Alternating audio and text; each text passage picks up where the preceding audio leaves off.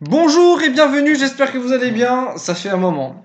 Je peux faire une vidéo pour vous dire un peu ce qui s'est passé. Donc, aujourd'hui, nous allons parler d'un sujet qui m'a surpris, franchement, parce que j'y croyais plus.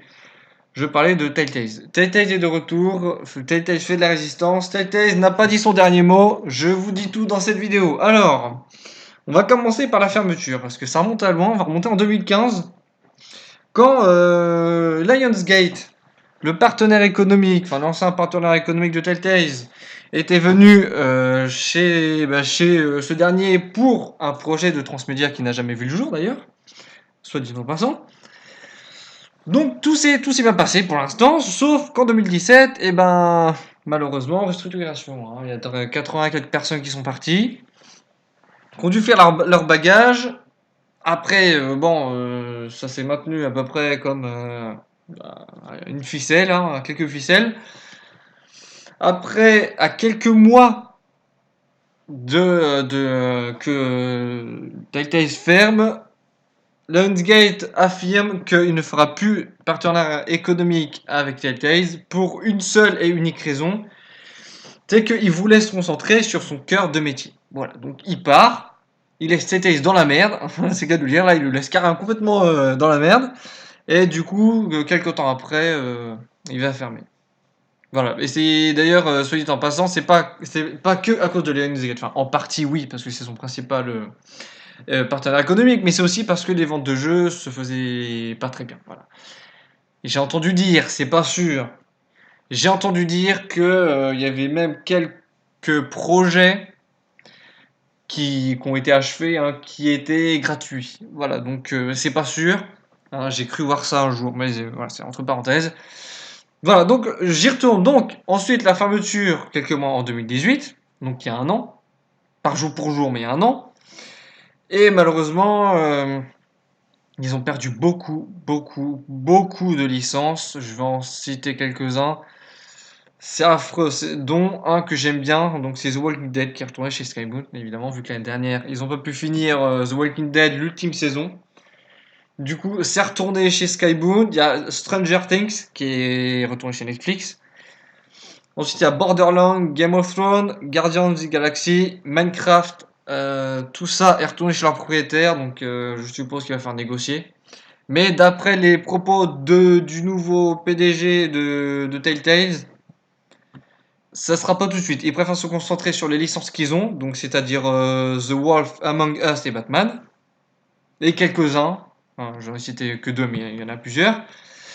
Ils vont se concentrer sur ce qu'ils ont, engranger pas mal d'argent et ensuite négocier.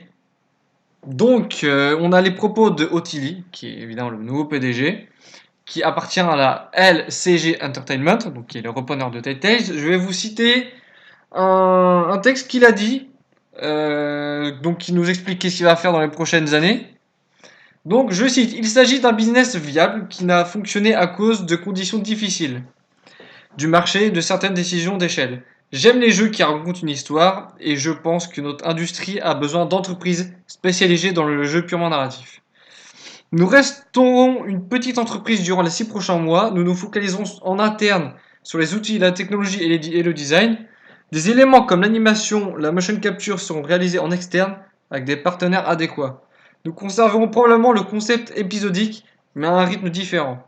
C'est un monde différent d'un point de vue de la consommation de ce média. Nous devons analyser la manière dont les gens aiment se divertir. J'ai une idée derrière le binge watching, qui est un concept désignant le fait de regarder une série d'une seule traite. Donc voilà ce qu'a dit Otili, le chef, le président, plutôt je devrais dire, de Telltale. Donc voilà, donc on va attendre les 6 prochains mois commencent à arriver.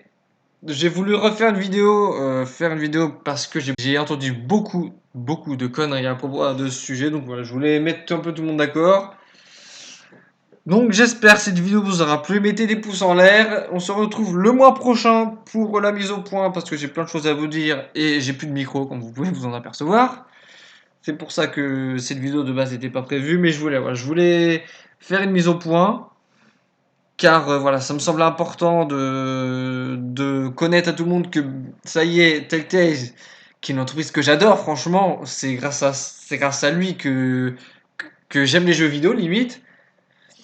Et ben, j'ai envie voilà, de dire à tout le monde qu'il est de retour.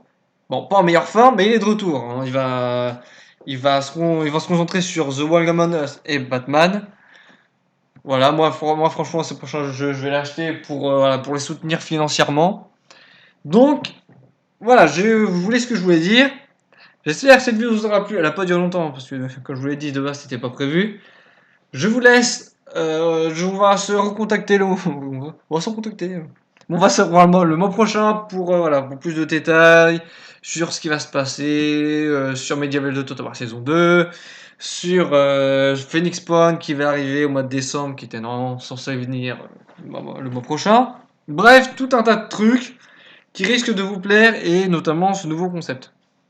Donc mettez un maximum de pouces voilà, pour me soutenir et pour que je vois que ça vous plaît. Je vous dis au mois prochain et allez, salut!